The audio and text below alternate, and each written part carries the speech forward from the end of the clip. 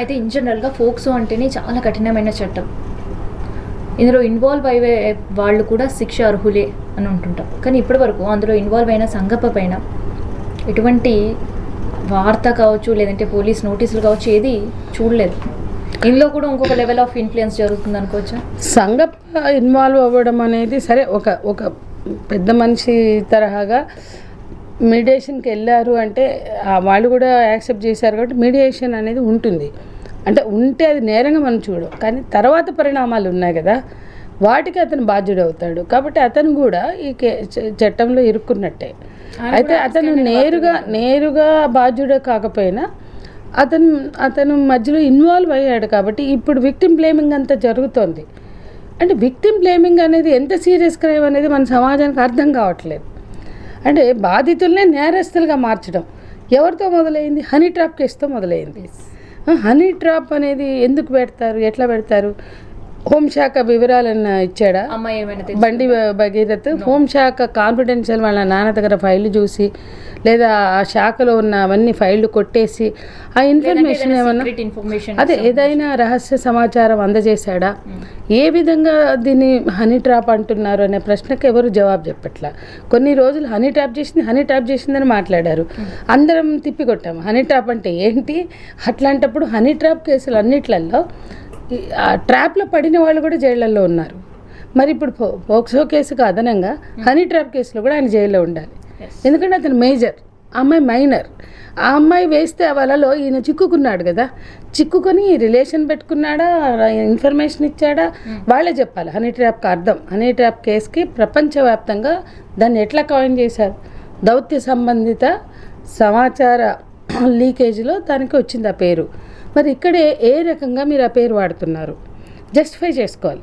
ఏ రకంగా చూసినా మేజర్గా ఉన్న బండి భగీరథ్ ఆమె వలలో, అంటే వల వేశారని నేను అనట్లా, వాళ్ళు పెట్టిన కేసు వాళ్ళు చెప్పుకోవడం, ఆ పెట్టిన కేసు ప్రకారం చూసినా అది ప్రైమ ఫెసి కూడా వలలో పడ్డాడుగా. నా కొడుకుకి సంబంధం లేదు అంటలే, పడ్డాడు, వలలో పడ్డాడు అంటున్నారు.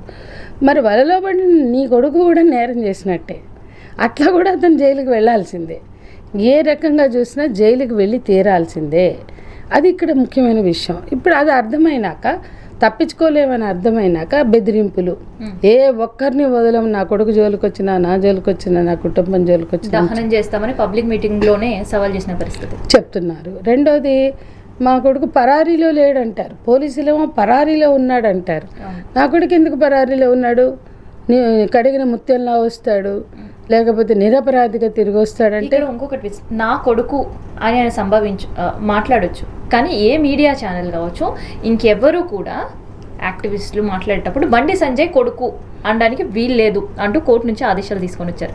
సో ఆ ఇష్యూలో మరి నిన్న ముఖ్యమంత్రి కూడా ఒక వేదిక, ఒక కాన్క్లేవ్లో కూడా బండి సంజయ్ కొడుకు బండి భగీరథ్ అని ప్రస్తావించిన పరిస్థితి. అదే బండి భగీరథ్ అని, బండి సంజయ్ కొడుకు అని అందరూ చెప్తున్నారు. హనీ ట్రాప్ కేసులో సన్నాఫ్ అని ఏమని పెట్టుంటాడు? ఆయన పేరు పెట్టలేదా? ముందు హనీ ట్రాప్ ఎఫ్ఐఆర్ అందుబాటులో ఉంది. యాక్చువల్గా హనీ ట్రాప్లో అమ్మాయి ఒరిజినల్ పేరు పెట్టారు, అమ్మాయి ఇంటి అడ్రస్ పెట్టారు, అది కూడా తప్పు.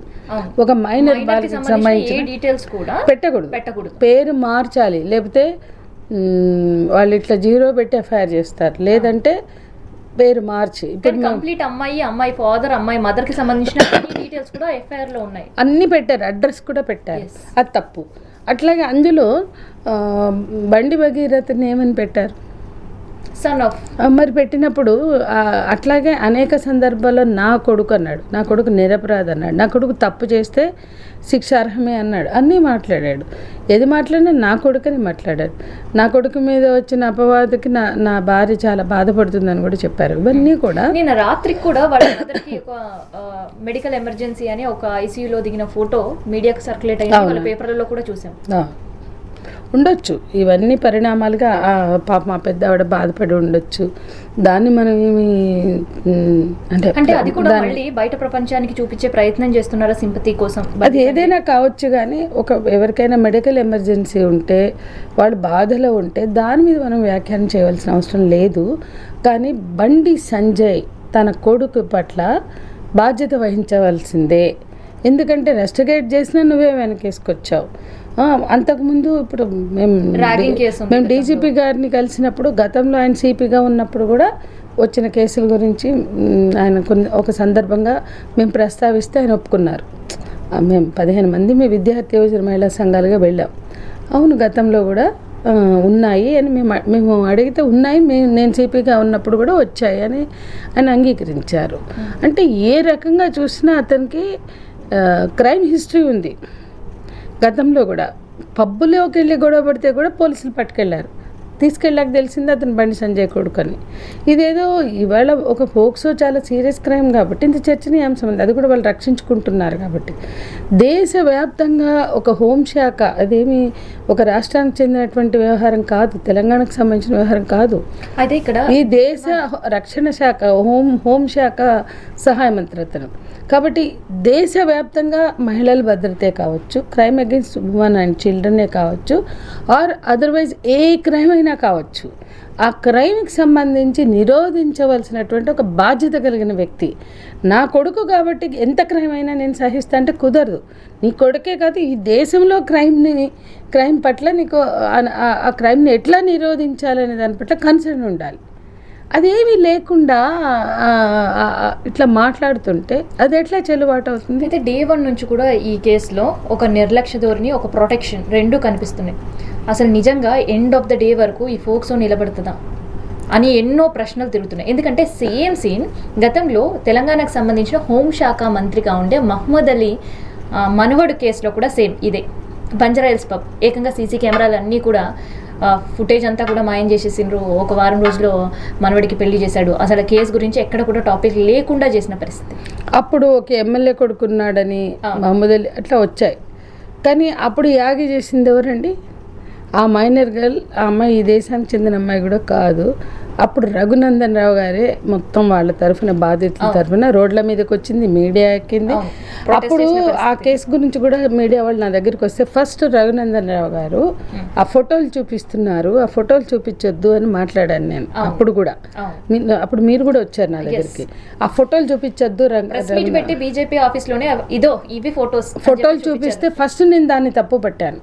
అంటే బీజేపీ నేతలు వాళ్ళు, ఎందుకంటే అమ్మాయి అదర్ కమ్యూనిటీ కాబట్టి ఈ రకంగా మైనారిటీ కమ్యూనిటీకి చెందిన అమ్మాయిదని చెప్పి ఆయన ఉత్సాహంగా ఫోటోలు చూపించి నానా రకాలుగా మాట్లాడారు. అంటే నేరస్తుల్ని శిక్షించాలనే వైపుగానే తీసుకున్నారు. కానీ అప్పుడు ఆయన ఏం పాటించారు? ఏమీ పాటించలా. కానీ ఇప్పుడు మాత్రం బాధితురాల మీదే దాడి చేస్తున్నారు. ఆ అమ్మాయి కూడా పబ్బులోనే కదా, అప్పుడు అమ్మాయి వెళ్ళింది పబ్బుకే కదా. మరి ఇప్పుడు ఒక మాట, అప్పుడు ఒక మాట. ఇప్పుడు రఘునందన్ రావు సపోర్ట్ ఎందుకు చేస్తలేడు? మేము అప్పుడు కూడా అన్నాం, అమ్మాయి మైనర్ కాబట్టి మీరు ఫోటోలు చూపించద్దు. అదే సమయంలో అది పోక్సో కేసు మాత్రం పెట్టాలి. కానీ ఈ వివరాలన్నీ మీరు బయట పెడితే నేరస్తులు తప్పించుకుంటారు. వీళ్ళ మీకు మైలేజీ కోసం మీరు మొత్తం అట్లా బయట పెడుతున్నారు అని కూడా ఆ రోజు మేము చెప్పాం. అంటే చాలా విషయాలు మాట్లాడారు ఆయన దాన్ని సీక్వెన్స్గా చాలా విషయాలు బయటకు తెచ్చారు. లేదా అది రాజకీయం చేశారు అనుకోవచ్చు. ఇప్పుడు ఇది రాజకీయం అంటే అది రాజకీయం కదా, రఘునందన్ రావు చేసిన రాజకీయం కదా. ఇక్కడ అప్పుడు ఎవరు కూడా బాధితురాలని బ్లేమ్ చేయాల, కానీ ఇప్పుడు బాధితురాలని బ్లేమ్ చేస్తున్నారుగా. అప్పుడు నేరస్తులు ఏ రకంగా మేనేజ్ చేసుకున్నారో కానీ బాధితురాల మీద అయితే బురద చల్లాల.